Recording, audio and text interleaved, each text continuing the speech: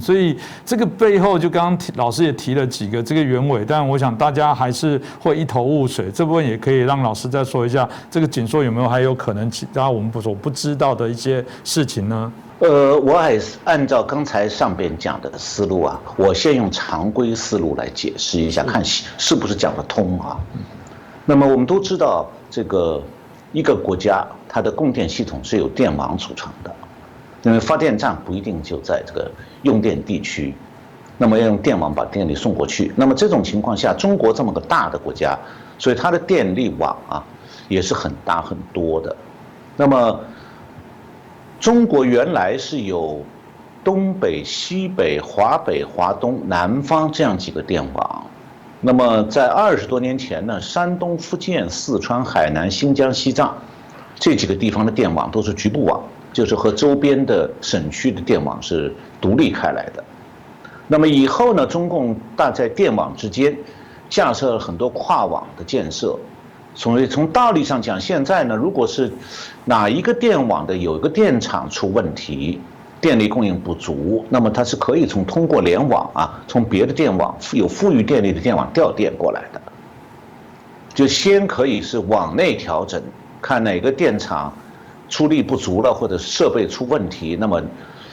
让这个网里面别的火电厂增加出力。那如果还不行，那再通过联网从别的网调电。那么所以我们要谈到说缺电的话，应该讲这种谈电网缺电，因为它电网是跨省市的，就是讲到缺电，你应该讲是某某电网缺电，不能以行政区划来划分说某某省缺电。因为不一定说这个省缺电就是只是这个省的问题，而可能是这个省所在的电网覆盖的区域都出问题。但是这次中国没有任何关于电网本身出问题的消息。那么而且呢，我们看到说这一次限制用电是按照省政府、市政府、县政府逐级下达的。那就是说，不是某个电网发生问题导致这个全国性的缺电的大麻烦了。然后呢，就是主持人提到了这个所谓的一个这个能耗双控，就有点像一个政治运动。那么果然它是个这样的政治运动。就是今年9月16号，我前面讲过，9月10号，煤炭供销这个行业协会还宣布说，今年9月份。供电的煤炭是一点问题都没有，平平稳稳、平安无事。9月16号限电，原因是就在9月16号，中共把一个叫做完善能源消费强度和总量双控制方案下达了。这个文件实际上9月11号就起草的，然后呢，它是中共的叫做国家发展改革委员会。这个下发今年9月11号下发的一个叫做1310号文件，下发的对象是各个省市自治区，还有直辖市政府，还有国务院的各个部和委员会。那么在下发以后，一直到9月16号这段时间，这个文件呢实际上是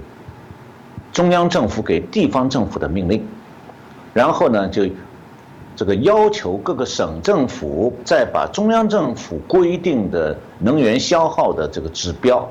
分解到地区这一级的地级市。就大家都知道，中共的行政区划是省，下面是地级市，再以下是县级市。那么从省政府这一级分解到这个地级市，再分解到县级市，用了1个星期。所以到9月16号左右，这个指标已经分解到每个县。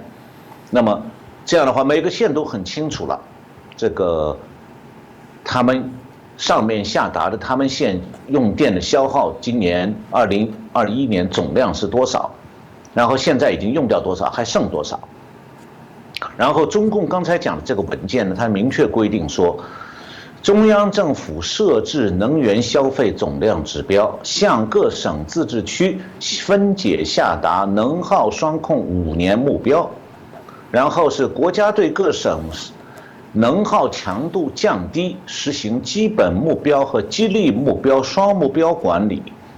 基本目标呢，其中就是基本目标、激励目标。基本目标是各个地区必须确保完成的约束性目标，也就是讲，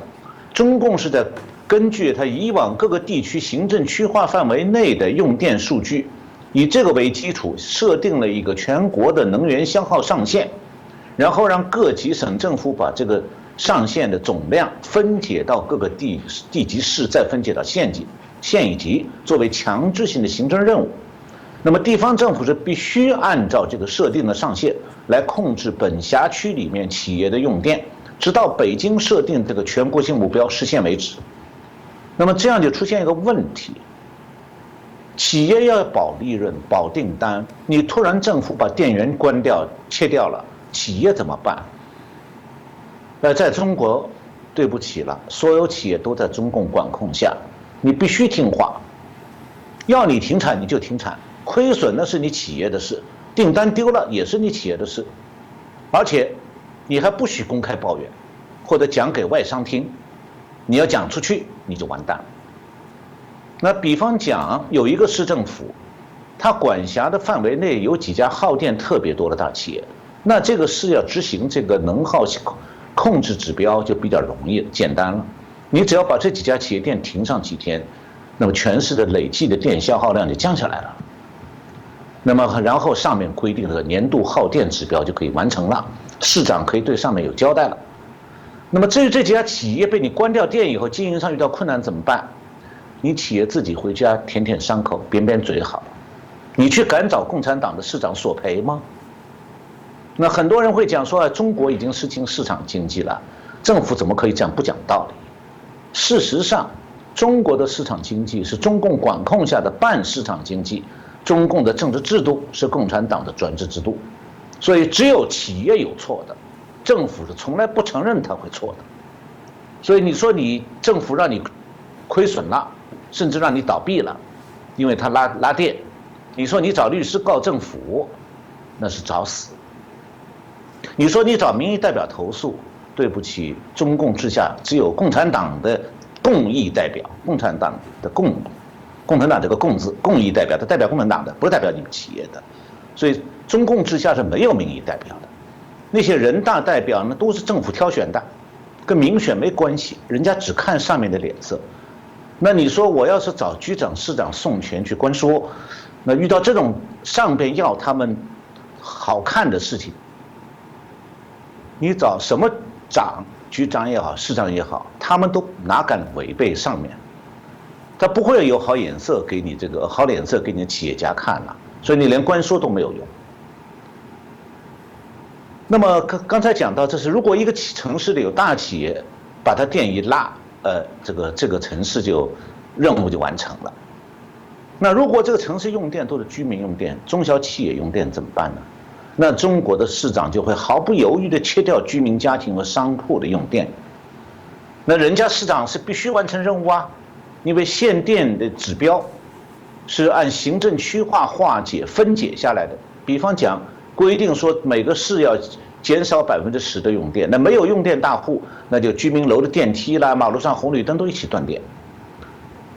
那你说你居民家庭日常生活没有办法了，那对市长吴三茂有影响吗？没影响哎。所以市长如果反过来他说我要多照顾老百姓，我怕大家生活不便，那对不起喽，等你那个位置的官员多得很哎，等好久了，他巴不得你这个市长犯错误啊，你去照顾老百姓正好你就犯错误了。我在这里不是讲笑话，这次限制用电的过程中啊，